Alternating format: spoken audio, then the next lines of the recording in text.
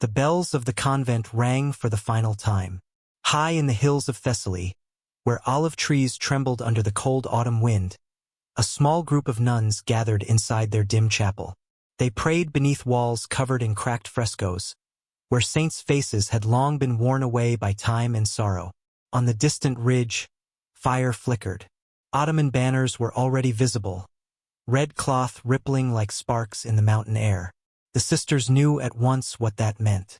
No riders came from nearby towns. No soldiers were left to defend them, only the heavy quiet that falls before conquest.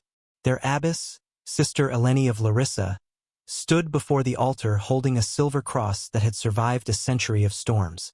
She whispered, "If they break through our walls, keep your vows in your hearts, where they can't be taken." But she was wrong. When the Empire's soldiers reached the convent gates, vows and prayers meant nothing before the horror that followed. Horror that history later tried to erase. If you're fascinated by true stories from the Ottoman-Byzantine frontier, remember to subscribe. It helps us bring back forgotten testimonies, from missionary letters to secret Vatican archives. Now back to our story. The first stones of the convent collapsed before nightfall. The hymns that had once filled those halls were swallowed by the clash of steel and the cries of the dying. The Ottomans did not waste arrows on holy walls. They shattered the gates with cannon fire, a thunderous warning, a declaration of power. To them, a convent was not sacred ground. It was defiance itself, proof that the cross still dared to stand on conquered land. Inside, the nuns hid what they could. Silver chalices, embroidered icons, and relics of saints buried beneath the chapel floor. They believed that even if their bodies perished, their faith would live on. But the soldiers weren't after gold.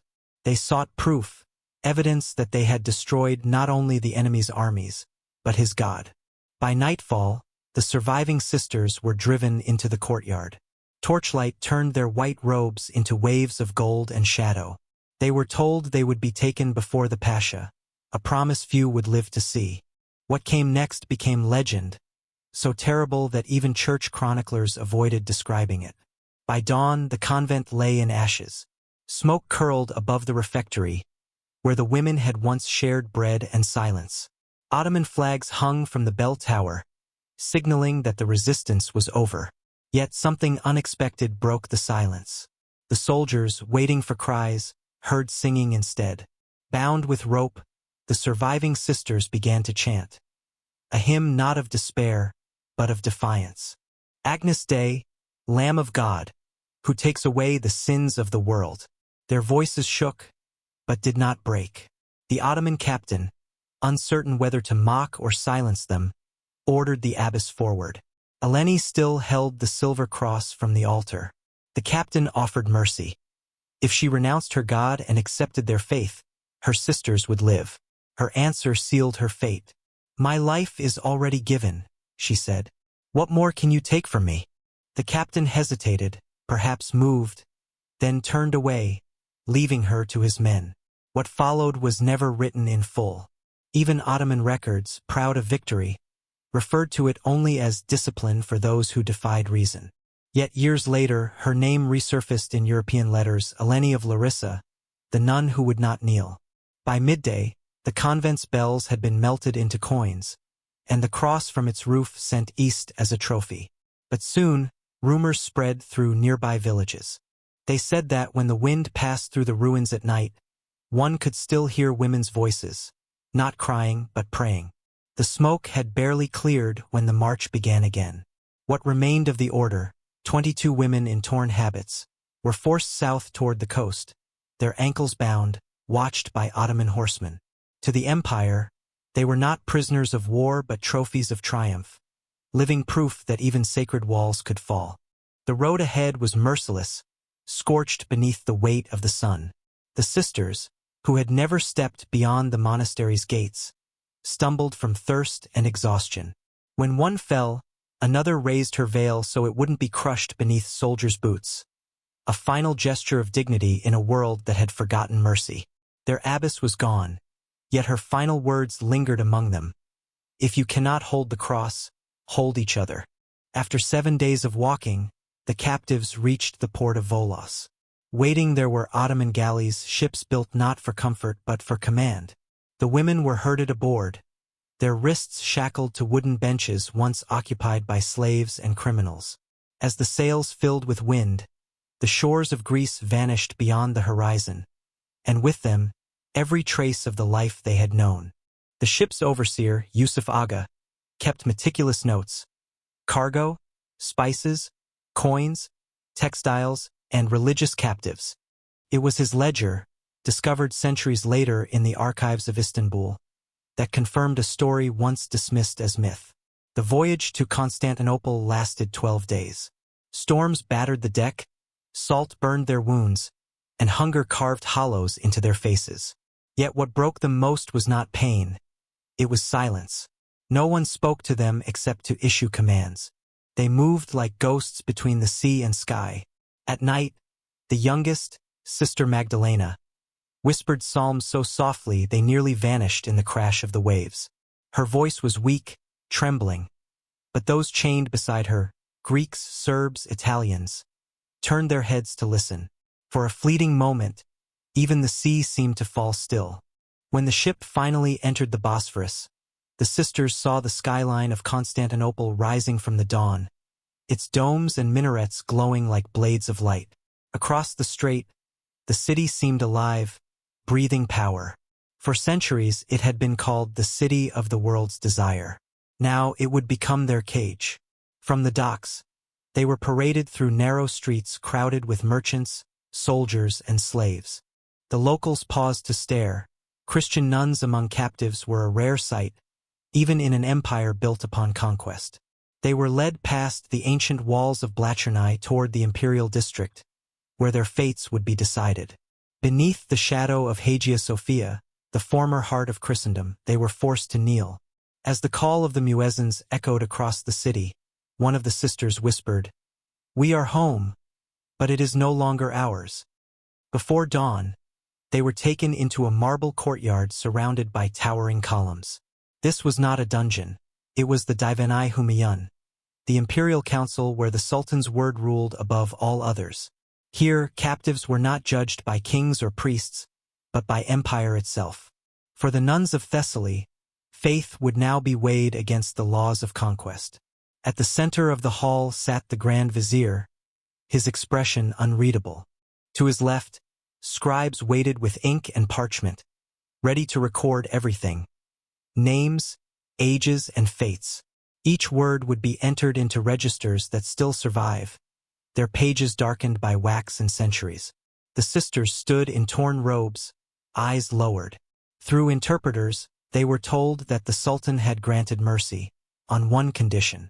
Those who accepted conversion would receive new names, food, and life within the palace. Those who refused would face the discipline of faith, a phrase that could mean prison, torture, or disappearance. No one spoke. Sister Magdalena trembled. She had seen others brought before the vizier, Greeks, Armenians, Slavs, all swallowed by the empire's silence. Before the guards could seize her, one of the elders, Sister Damaris, stepped out of line. She faced the vizier not as a captive, but as a woman who had lived long enough to see empires rise and fall. "My lord," she said, "you may rename us, but you cannot rewrite the prayers we carry within." The interpreter hesitated, uncertain if such words should even be spoken aloud. When he finally translated them, the vizier's expression did not change. He answered coolly, "Prayers fade when the tongue forgets how to speak them." With a wave of his hand, the sisters were dismissed. Not to execution, but to the lower chambers of Topkapi Palace, where nameless captives were kept. Some called it mercy. Later, others called it something far worse. Some were given a different kind of prison, one disguised as service. Beneath the palace gardens stretched a maze of stone halls, sealed away from the sun. Each cell had only a narrow slit for light, too small to tell night from day. The nuns were stripped of their habits, clothed in rough garments, and told they would now serve, scrubbing floors, sewing garments, tending fires for the upper halls. It was meant to break them, to turn sanctity into submission. But the Ottomans misjudged them. These were women who had long lived under vows of silence and denial. Hunger, cold, and solitude were no strangers to them. To them, suffering was not punishment, it was devotion made flesh. Even in this underground prison, their discipline became armor. At night they prayed in secret. One carved a cross into the clay wall with her fingernail. Another traced verses into the dust beneath her straw bed. They began to count the days by the rhythm of the muezzin's call, not out of conversion, but as a defiant clock for faith that refused to die. Soon, whispers spread among the servants. Stories told of the silent sisters, foreign women entombed beneath the palace who never spoke, never begged. Some called them cursed, others called them saints. Their silence echoed through the tunnels louder than prayer. Days bled into months. Their hands blistered from endless labor, washing linens, polishing brass, feeding fires that gave warmth to others but none to them. Their names were forbidden. Each woman was given a number, a mark of ownership. The empire believed that time and hunger would bend even the strongest soul. That was when the next trial began, a test disguised as mercy. At first came kindness. Food, oil, and silk were sent to their quarters. Scholars from the palace came to speak softly, offering comfort, peace, and small freedoms. "Your God and ours are not enemies," said one imam. "Learn our tongue, and you will be free."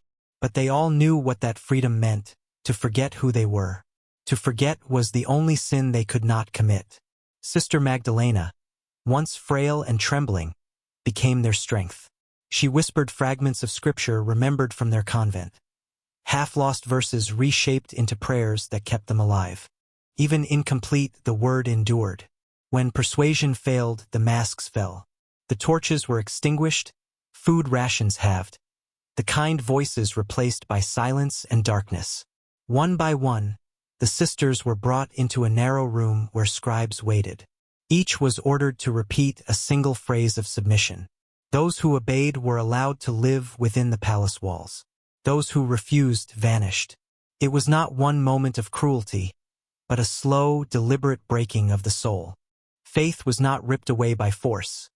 It was starved, silenced, and tested until only truth remained. It was chipped away piece, by hunger, by waiting, and by that quiet, poisonous voice whispering, "Why suffer for a God who does not answer?" A few surrendered. 2 sisters from Corfu, twins, finally whispered the forbidden words. They were clothed in silk and taken away, never to be seen again. For those who remained, every disappearance only hardened their resolve. Sister Damaris, once fearless before the Grand Vizier, grew thin and pale. When the guards demanded her name, she smiled faintly. "Call me Silence," she said. Her defiance spread like a flame. From that moment, none of them ever spoke to their captors again. When questioned, they answered with stillness, and in that stillness they reclaimed what the empire believed it had stolen: control. Official records mention them only in passing: foreign captives, unresponsive, unproductive. To the Ottomans, they were failed conversions. But to history, they became something greater, living proof that faith could endure where walls and chains could not. By the time spring returned to the gardens above, only 11 of the original 22 were still alive. The guards called them ghosts in rags. Yet among the palace servants, another tale began to spread, that sometimes, in the deepest hours of night, faint voices could be heard beneath the palace, singing in a forgotten tongue that filled listeners with dread. It was the same hymn they had sung when their convent burned. In those lightless corridors, they discovered something unexpected: an old sealed archway buried in dust and stone. First, it was a hiding place.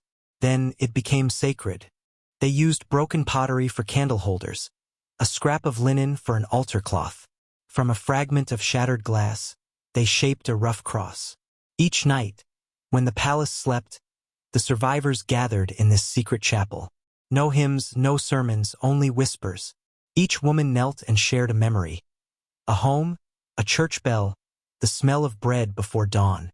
Those memories became their psalms, small offerings to a God who still listened in the dark. A Venetian prisoner later wrote of strange voices echoing beneath the harem, women chanting in Latin to a God not of this empire. For centuries, scholars dismissed it as superstition.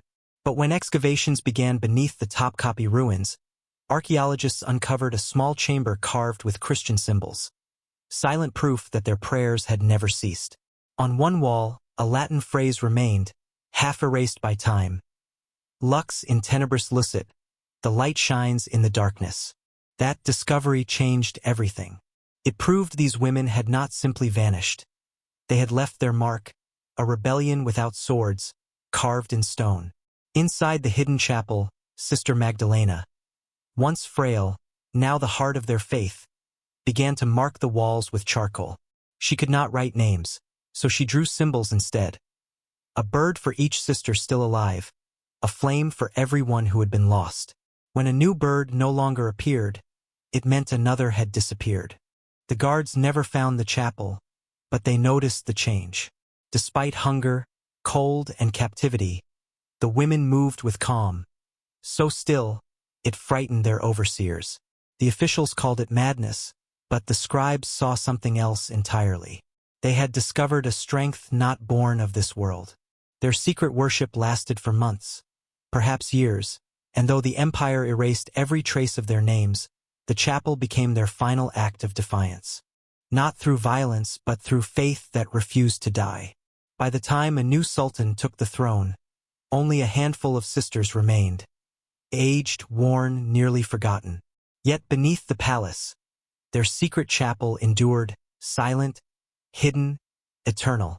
Centuries later, when modern archaeologists explored Constantinople, no one expected that beneath layers of marble and empire, the fingerprints of these women would still exist. Women who had prayed in darkness, leaving behind the one thing no conqueror could ever take, their faith carved in stone. By 1482, the palace had changed hands again. A young, ambitious sultan ordered every trace of weakness erased from his predecessor's reign. Every servant, concubine, and laborer was carefully recorded, except one group. In the Topkapi archives, beneath rows of names, there was a blank space, a gap where 21 entries should have been. The ledger read, removed, unfit for service, disposed. No dates, no burials, nothing. This was how history erased them, not with fire, but with silence. And yet, that very silence became their proof. Only what is shameful is hidden so carefully. Centuries later, an Ottoman courtier's diary surfaced in the archives of Bursa. It mentioned, in veiled lines, foreign women who had refused to bow and vanished beneath the palace foundations. Another letter, intercepted by Venetian spies in 1484, spoke of nuns who would not yield to the Sultan's will. Together, these fragments exposed a truth the empire had long tried to bury: the deliberate erasure of women who had become symbols of spiritual defiance. The final mention of Sister Magdalena appeared decades later, recorded by an Italian pilgrim. He wrote of a tale whispered by a palace servant, a woman who sang to her god until the guards sealed the chamber. Her name was lost, but the hymn he described seemed to outlive the walls themselves. In that echo, her story endured. As time passed, tales of the vanished sisters turned into hushed legends whispered among servants and slaves. They said that on nights of the full moon, the lower halls of the palace grew cold, and the air carried the scent of incense, though no fires burned. Whether memory or superstition, the story refused to die. Centuries later, European travelers drawn to the mystique of the Ottoman court heard fragments of the same legend. A French diplomat, writing in 1712, noted that among the elder attendants of the palace persisted a forbidden tale of Christian women who had sung themselves into heaven. He dismissed it as myth, yet the walls had already confessed the truth. The chapel lies in ruins now, but the carvings remain. Faded prayers scratched into stone, the last whispers of women who refused to be forgotten. In their silence, they still speak. And if you've heard their story tonight, let it stay with you. Leave a comment. Tell us what you felt when you saw what they endured. And if you wish to uncover more truths buried in the shadows of history, subscribe and step deeper into the darkness with us. Because some stories demand to be remembered, no matter how much they hurt.